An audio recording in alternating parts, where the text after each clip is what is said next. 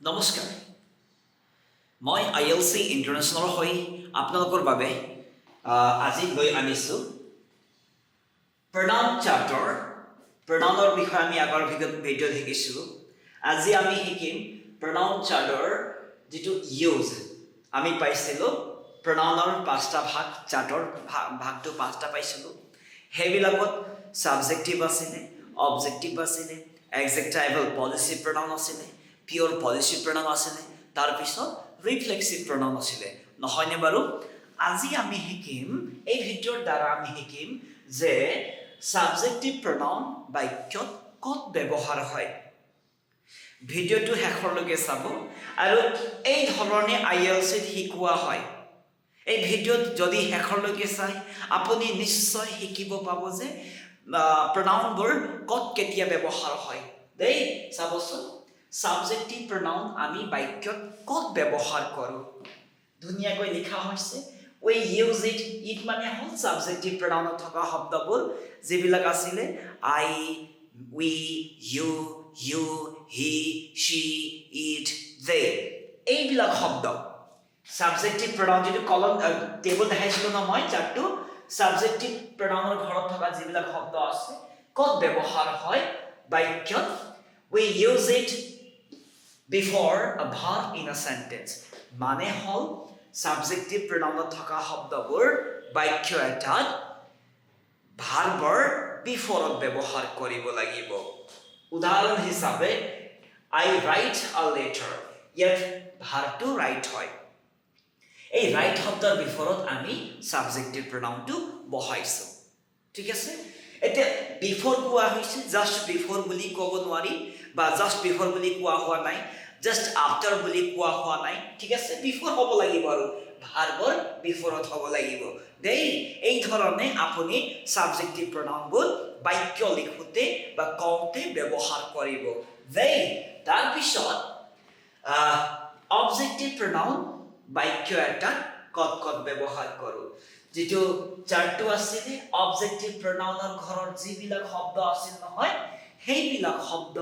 বাক্যত কত ব্যৱহাৰ হয় কোৱা হৈছে we use it after a verb in a sentence মানে হল অবজেক্টিভ pronoun থকা শব্দবোৰ ভাৰ্বৰ পিছত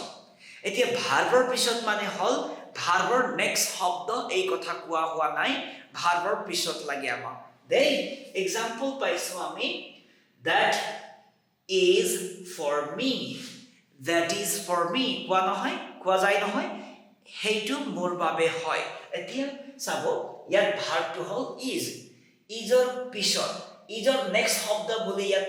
উল্লেখ কৰা হোৱা নাই ইয়াত ভাৰ্বৰ পিছত ইজ এটা ভাৰ্ব হয় ভাৰ্বৰ পিছত আমি মি শব্দ পালো মি শব্দটো অবজেক্টিভ pronounৰ দেই তাৰ পিছত আমি শিকিব লাগিব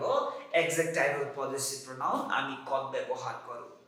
এডজেক্টিভেল পজিটিভ pronoun ব্যৱহাৰ কৰাৰ ঠাইটো হল যে we use it before a verb and after a verb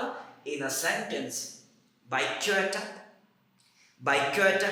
ভাৰ্বৰ বিফৰত আৰু ভাৰ্বৰ আফটাৰত পিছত আমি এডজেক্টিভেল পজিটিভ pronounটো ব্যৱহাৰ কৰিব লাগিব দেই চাবচোন মই এক্সাম্পল দিছো ধুনিয়াকৈ আপোনাক বুজাত কোনো কষ্ট নহব ঠিক আছে চাবচোন এই বাক্যত ইজ টু হল ভাৰ্বৰ বিফৰত মাই পাইছে এই মাই শব্দটো যেটো টেবল আপুনি পাইছিলে প্ৰিভিয়াস ভিডিঅত আগৰ ভিডিঅত এই ভিডিঅ চাবচোন যিবিলাক অবজেক্ট লাগে এডজেক্টিভেল পজিটিভ pronounৰ ঘৰৰ বা টেবলৰ যেটো কলমৰ যিবিলাক শব্দ থাকে তাৰ কথা কোৱা হৈছে 3 নম্বৰত তো এই মাই শব্দটো আপুনি এডজেক্টিভেল পজিটিভ pronoun পাব চাব my mother is a teacher ভাৰ্বৰ বিফৰত মাই শব্দটো ব্যৱহাৰ কৰা হৈছে মানে হল এডজেক্টিভেল পজিটিভ pronounটো আমি ভাৰ্বৰ বিফৰতো ইউজ হোৱা দেখো ভাৰ্বৰ পিছতো ইউজ হোৱা দেখো দেই এগুলা প্ৰ্যাকটিক্যাল লাইফত আমি ৰিসোৰ্স কৰিবা আমি যেটো চাই আহিছো হেতু ৰিসোৰ্স কৰিহে আপোনালোকক দিয়া হৈছে দেই তাৰ পিছত আৰু এটা এক্সাম্পল যেটো কোৱা হল আফটাৰ ভাৰ্ব লাগে নহয় সেন্টেন্সত তো that is my book is to verb হয় isৰ পিছত to my শব্দ আহি গ'ল my শব্দ adjectival possessive pronoun হৈ গ'ল বুজি পাই আছে নহয় ওকে বলকছো আমি শিকিম pure possessive pronoun pure possessive pronoun আমি বাক্যত কত ব্যৱহাৰ কৰো পিওৰ possessive pronoun ব্যৱহাৰ কৰা ঠাইটো হল যে after a verb in a sentence আমি যেটো টেবল পাইছিলো টেবলত যেটো কলম পিওর possessive pronounৰ ঘৰত যিমান শব্দবোৰ আছিল সেই শব্দবোৰ ভাৰ্বৰ পিছত অহাটো আমি পৰপক্ষত দেখা পাওঁ দেই এক্সাম্পল দিয়া হৈছে আপোনাৰ বাবে চাবচোন that book is mine এটা my শব্দৰ ঠাইত mine শব্দটো ইউজ কৰা হয় কিন্তু এটো প্ৰায় বাক্যত লাষ্ট ফালে আহে ঠিক আছে after verb আহে দেই ওকে তাৰ পিছত reflexive pronoun টো বাক্য এটা কেনেকৈ ব্যৱহাৰ কৰো আমি চাবচোন we use it after a verb in a sentence মানে হল reflexive pronounৰ যেটো টেবল আমি পাইছিলো যাকটো তাৰ কলনত থকা শব্দবোৰ কত ব্যৱহাৰ হয় ভাৰ্বৰ পিছত ভাৰ্বৰ পিছত আহিছে okay that's all or that is all from myself মানে হল মোৰ ফালৰ পৰা ইমানে জীবন সহযোগিতা আছিল ইমানে বুলি কোৱা যায় নহয় সেই ক্ষেত্ৰত আপুনি বাক্য এটা এই ধৰণে বনাব তো মই আশা কৰিছো ভিডিওটো আপুনি শেষলৈকে চোৱাৰ বাবে অশেষ ধন্যবাদ আৰু আপুনি বুজি পাইছে বুলি মই আশাবাদী ইয়াকে কৈ মই এই ভিডিওৰ পৰা বিদায় লৈছো ধন্যবাদ